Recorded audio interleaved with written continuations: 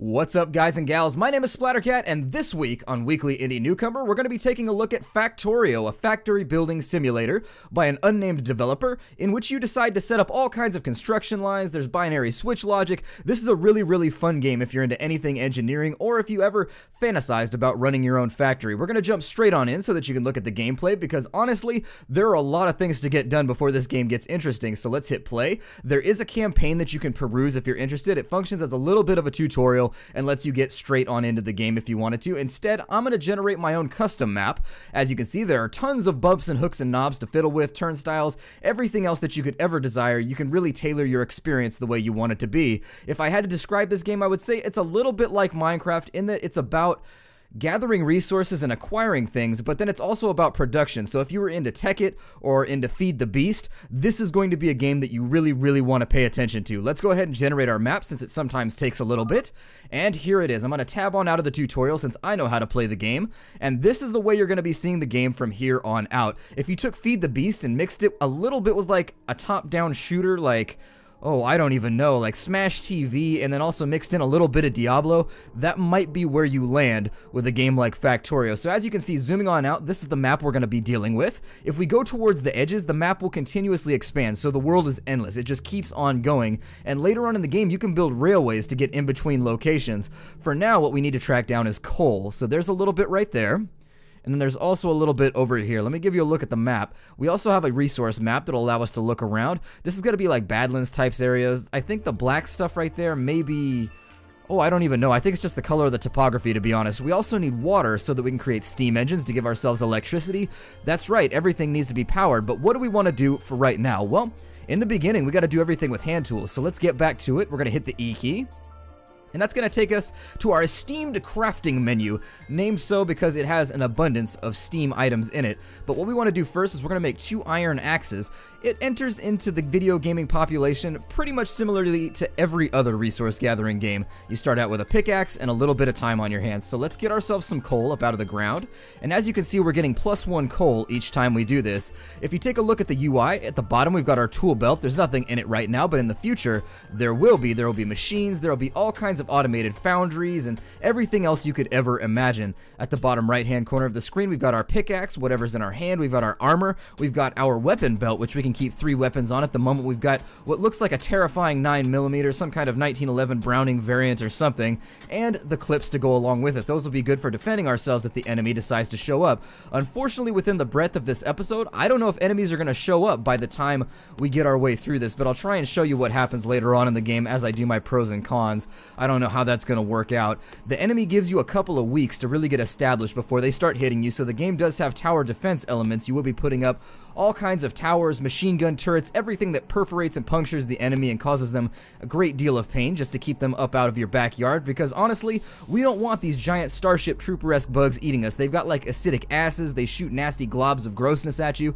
It's really weak. Now we need to get our hands on some iron, which looks like it's going to be situated up in this corner of the map. Let me grab a bit of wood here, giggity. I have to make the obligatory, in every resource gathering game, it's in the LP community, we have an agreement. You actually have to sign a contract before you start making LPs, that every time there's an opportunity to make a wood joke, you will do it. Now, I realize that I break that contract pretty frequently. I tend to back away from those jokes because, you know, they're a little bit easy. But then again, sometimes I do like to adhere to the contract and spit one out. So there you go. I have grabbed some wood. That's the joke you've heard on every channel from here to Timbuktu and back again. Let's get ourselves some iron. And once we've got some basic raw materials, I'll be able to show you some of the construction you can do. This is going to be a little bit boring. This is the punching trees aspect of the game, so you'll forgive me. But this is really the sort of rudimentary period in the game that you won't be in for long. It takes about an hour to get through this period, and once you're through it, that's when the really interesting stuff begins. So I may jump in between here and one of my save games to kind of show you the different aspects of the game. Now that we've gotten ourselves about 20 iron, what I'd like to do now is we need to go get some stone because we've got to make ourselves a furnace. I apologize that the game deemed it necessary to start out at night. That is going to make our visibility a little bit lower, but you'll be happy to know that the game doesn't adhere to a daytime-nighttime schedule quite as strictly as you might see in DayZ or any other simulator type game. The night times, I believe, are about 5 to 10 minutes. they're not so terrible once you get used to them. Plus, you can put up automated lights and all that good stuff, spotlights, everything else. You come with a flashlight in the first place, so that's good. At least there's a little bit of illumination to start out with. Once we have 15 stone ready to go, and there it is, we can start constructing things. So let's go to our crafting menu and we'll take a look at what's available. We have, first and foremost, this is going to be kind of our logistics menu. There's crates that we can store stuff in, there's conveyor belts. There's also these wonderful little things called inserters, giggity, and what those do is they take an object and they insert them into another object, and those become very, very useful later on in the game. We have two varieties right now, a burner inserter and an electrical inserter. With the burner inserter, you're going to have to run that on coal or anything else you can fuel it with, wood or coal namely. With this inserter, you're going to want to get a steam engine going, and once you're generating electricity, you can use that to just insert regularly. You can do it automated style.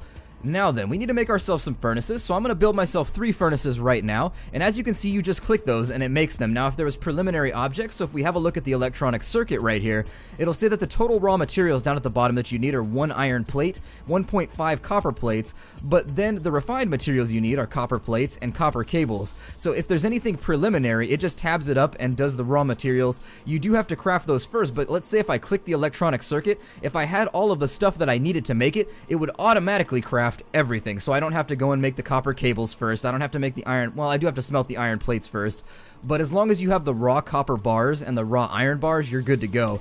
Let's jump out of here and we're going to place our first object, which is going to be one of these, I guess, smelters. I think I'm going to put my smelter up here by the iron, since that's the thing we're going to be trying to get our hands on the most. Let's drop that down right there. And the first rudimentary task we want to get is to get an automated mining facility up and running. And to do that, we're going to need some basic iron. So let's take some of the raw wood, and we're going to burn that first. I'm going to keep the coal for now, because the first thing we're going to have to build is going to be a coal mine so that we can automate our coal production. As you can see, it's turning those into plates, so that's where the output object goes. Right there, there's your 2 input objects. You've got the raw wood, you've got the raw iron ore. Let's be on our way and get something else done, because this is a game that does not lend itself to this type of episode. This first look episode is really going to be kind of a terrible look at what the game has to offer, unfortunately, because it takes you a good, I'd say almost 4 to 5 hours to get set up before you've got anything of note. So let's chop down some more trees. There we are. We're going to have to make ourselves a new pickaxe pretty soon too. Its durability is dropping very, very quickly. And then what I'd like to do now is let's go down and get ourselves a little bit of copper, because I would like to get the electrical system set up. I would like to show you some basic switch logic before we get out of this. If I don't make it to that point, what we're going to have to do is I'll swap in during my pros and cons section, and I'll show you just in the background how things are going. In fact, once I get this going, I may just load a game first and foremost, and I'll show you how it goes. But I'll leave that. I've got a timer running right now, so if I think time is a little bit low, we'll just get right on it. So let me grab some free copper right here. And now that we have groped the copper aggressively, we'll go back and check on our iron production in just a moment. But first and foremost, let's go get ourselves some more coal. I think it was over here. Yeah, there it is. We'll grab a little bit more, presumably. If you wanted a cool trick to do this, if you end up getting this game, what you can do is while you're mining coal, if you hit the M key, it'll just auto mine like that. You can't auto mine any other way from what I can tell without machinery, but if you wanted to walk away and go to the bathroom or relieve yourself or whatever, you can leave yourself mining by hitting the M key while holding down mining on a resource node. Just a little bug that I've noticed while playing, make your life a little bit easier. And so our pickaxe is now broken, which means we are forced to poke our resources with a stick. That's our default tool right there, a pokey stick. And as you can see, it is not very good at getting resources out of the ground. In fact, it is horrific at it. Let's head back to our smelter, and we'll see how much iron we have on hand. And if we've got enough iron, we'll start setting up our automated miners. How far away is it? Oh my god, this long walk. I personally would have generated a new map the second I saw this, because this is not conducive to a productive environment. You really want to get a map where the iron is next to the coal, is next to the copper, and then from there, if you've got a map that's that efficient, you can just put conveyor belts in and your factory will be fantastic. But let's right click that, we'll get our copper, our iron plates out. We've got our iron plates now. Let's go back to our crafting menu, and it looks like we can make 2 burner mining drills. As you can see, it takes 1 stone furnace, it takes 3 iron gear wheels. I got that backwards. I almost said iron weird wheels, but no, our wheels are not weird. They're quite normal. In fact, they are very, very banal. So let's build 2 of those. And our first one, as you can see down here in the bottom left corner, that's going to be our crafting queue. As you can see, it's making our wheels, and then it's making our burners finally, and it puts them automatically down here and into our crafting menu. What we want to do now is we'll rotate that and place it. It's got no fuel, that's why it's blinking at us. But to keep it from blinking at us, what we'll do is we'll cut our coal in half and we'll start off production. The other thing we need is something for it to dump these resources into, namely a crate. So if you watch here, it'll just dump that iron out onto the ground. As you saw, there was a little pile of iron. Well, if it's doing that automatically, what we need is a crate, and what you'll see is that it just spits that straight out into the crate. So now we don't need to babysit this. We don't need pickaxes or anything else interesting in order to get our job done. Instead, all we need is to put a crate down right there, or a conveyor belt, or an inserter, or any other useful piece of machinery that would get the job done, and it'll just automatically do it. And in this way, you can construct long chains of production lines that will send some iron off to producing guns, some iron off to producing weapons and things of that nature. Some will be sent off to produce new bits and materials. You can do research. So if I press my T key right here, you'll see that there's a tech tree to look at. That's right. Every single one of these researches new stuff that you can create. So as you can tell, there's combat robotics, there's gun turret damage upgrades. Some of these are just flatline baseline boosts. They're passive. They don't do anything. Others will allow you to produce vehicles, trains, robots, flying saucers, just all kinds of crazy cool stuff. This game has such a tremendous depth that I could never cover it in my first episode, but there is a lot of research to be done. And how do you do that research? Well, there's kind of an Age of Empires type system that they have in place, where as you produce extra materials like extra copper and extra ore, you can donate that to get beakers out. And once you've got beakers, you can kind of just throw those into a burner and you get flatline research points, which you can then spend on new technologies. Let's fuel this thing up. There it is right there. And then we also need to make another crate so that we're collecting coal at this point. And so there we are. If you're interested in starting this game off, you should be well on your way to getting going with all of the unique stuff that this game has to offer. Now, I do want to show off some of the more complicated stuff that I have in the game, so let's switch on over. I'm going to switch to one of my own personal games that I have about 8 or 9 hours in, and we'll take a look at some of the machinery that I have placed so that you can figure out what this game is all about once you're way farther into the process. Now, the first thing you'll notice as I swap this over to this new gameplay footage is that you'll see a lot more machinery going on. There's some movement, there's some crazy yellow things happening, and you're probably going, oh my god, this is pretty sweet, which was exactly my response when I saw other people building up their bases. So let's just talk a little bit about what I have set up right here. So after you've collected iron, you've collected coal, you've collected copper, you've got all those basic resources. You've got ass tons of them. In fact, your ass is quite dense by storing them all, but at the same time, that's where I keep my objects. I don't know, I was trained in Folsom Prison, so I don't really know where everybody else stores their objects. I've heard there's like this thing called a backpack, but you know, whatever. Let's get back to it. You'll see that we have power lines running around everywhere, and what are those doing? Well, let's take a look at the electrical system. So over on this side, I've made steam engines. Now, how do you fuel these steam engines? Well, you've got a pump down here that goes into this little lake, and it'll draw water out. And then you have these little burners right here, or boilers if I wanted to be more specific. That's right, we're back into like Titanic era heating, but you've got boilers. You fuel these with coal. As you can see, I've got automated machinery set up right here. There's a coal conveyor belt that will grab coal and throw it into each of these burners in order to keep the water hot. If you look into the pipes, they've got these little view windows so you can see how hot it is, or you can take a look over on the right and it'll say water temperature 100. So if you wanted to pause it and take a look at that, I wouldn't blame you. Now, what does this do for us? Well, if we go over the steam engine right now, you'll see that there's a performance bar, an available performance bar, and that's how well it's. Oh my god, we have an invasion coming in. Let's go have a look. Oh, it's already over. You can see these blood-spattered corpses right here. Our automated machine guns have already taken care of business and killed everything off. You'll also notice that I have iron armor down here in the bottom right corner, and I've got a submachine gun that I've crafted for myself so that I'm not running around with a pistol in a hostile world, because believe you me, the pistol does not do jack diddly squat against giant bugs. So anyways, as I was saying, you generate this thing called performance. Once you put in electrical wires, it'll start fueling all of your inserters. So what you want to do is, as you look, I've fueled right here. These are electrical miners. And what happens is the electrical miners will spit out their iron into this crate right here. As you can see, it's accumulated a lot of iron over time. In fact, this is not the most efficient setup you could possibly get. There's a lot of fine-tuning, kind of fiddling with things in this game. And then what it does is I've put a secondary one right here because, as you can see, my production was not enough. It wasn't making it all the way down to the end of the line to keep all of the burners firing at all times. So that's why I have two mining operations right here. And what you'll see is that as the crate fills up, this arm grabs and puts them onto a conveyor belt. When we follow that down, you've got an arm over here that's grabbing the raw iron, throwing it into here, which is then smelted, and then it's released by this long arm onto this conveyor belt, which goes up and takes the refined iron and puts it into this assembly machine, which I can tell it, this assembly machine will produce anything you want out of two materials. I've told this one to produce just about anything we want right now. I can have it make crates, I can have it make inserters, I can have it make weaponry if I wanted to. So this thing right here is really, really useful to us later on in the game. For now, I'm going to tell it to produce oh, I guess clips. And so as you can see, it's going to take in all of our iron plates and it's going to produce freebie weapon clips for us, which are then being extracted and put into this crate. You can see that I have 17 magazines, generic magazines for weapons, but we could do this with anything. We could have it produce crates, we could have it produce boxes, we could have it produce research for us, whatever we wanted. Let me go ahead and cut that off so that it doesn't keep doing it in the future. And then, so what you'll see is as we go down the line, I've also set up a system where the coal is dragged down. So here's my coal mining operation. I've got two of them. The first coal mining operation runs down this way with conveyor belts, and it will continually supply this. I kind of choked on my words right there for a second because they were far too flavorful. But anyways, it supplies coal to this machinery down here. So all of my boilers are now provided for. It makes sure that we always have electricity as the game plays along.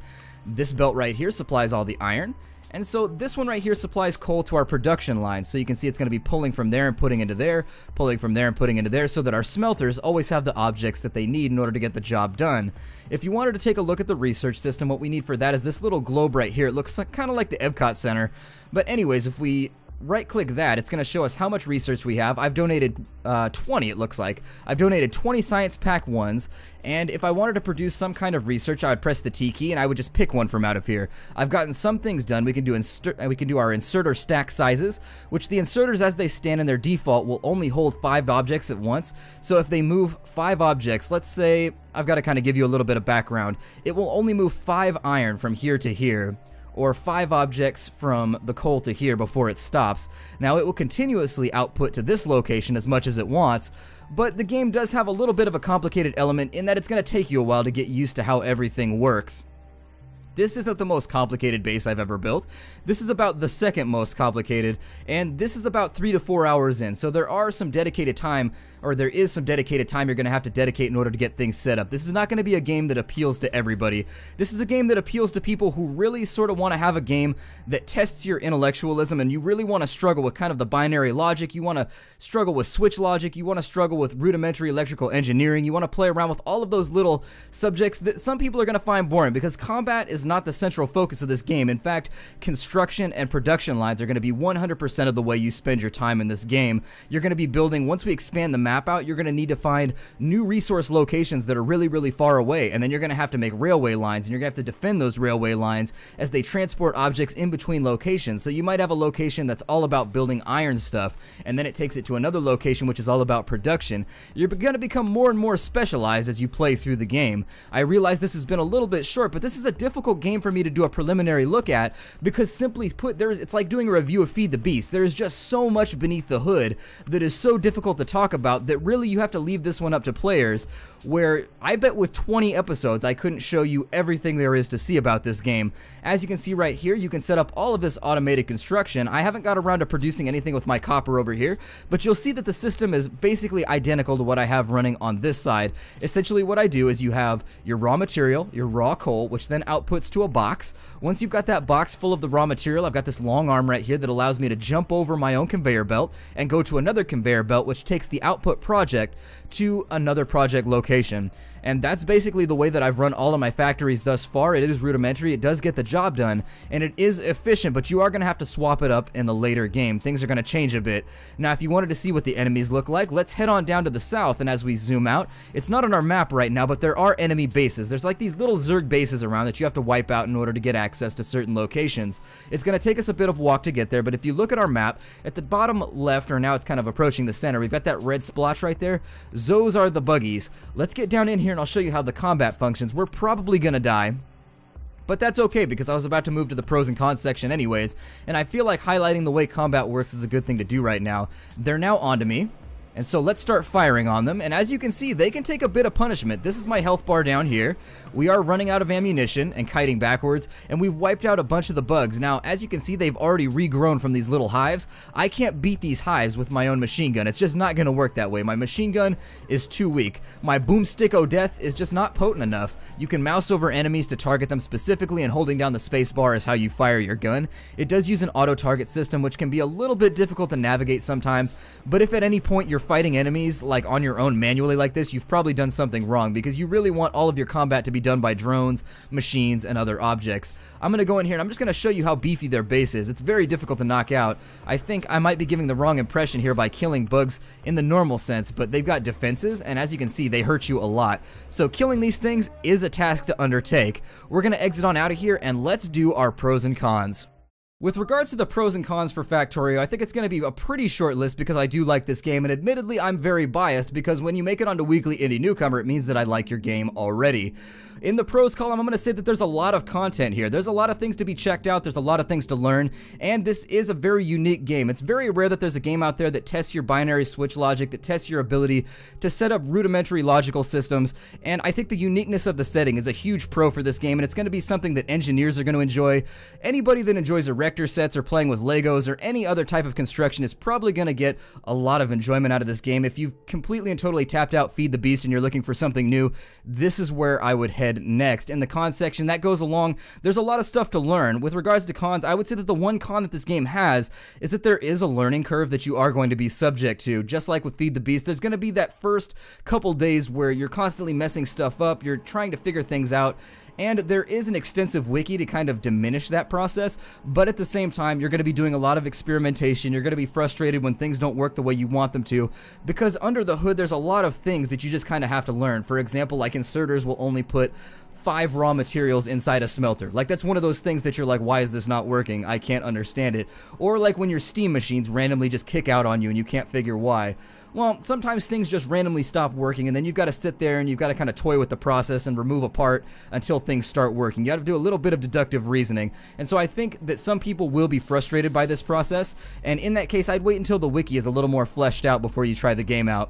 Now, I do really like Factorio. This is a game that I've spent a lot of time the last week or two playing on my own, and I do have a couple of save games running that are like 10 plus hours. I have fun with it, and I think I wanted to show it to the Nerdcastle because it's a very unique game. As I said before, I feel like I'm being redundant at this point, so I'm going to break off the episode. We looked at Factorio today. If you liked it, you can get it for $13 through Factorio's website, which you'll find down below. My name is Splattercat. Thank you for joining me here for another episode of Weekly Indie Newcomer. I almost said WIN, which is the abbreviation, but it worked out. I'll see you guys next Friday. Hi-do, everybody, and take care out there.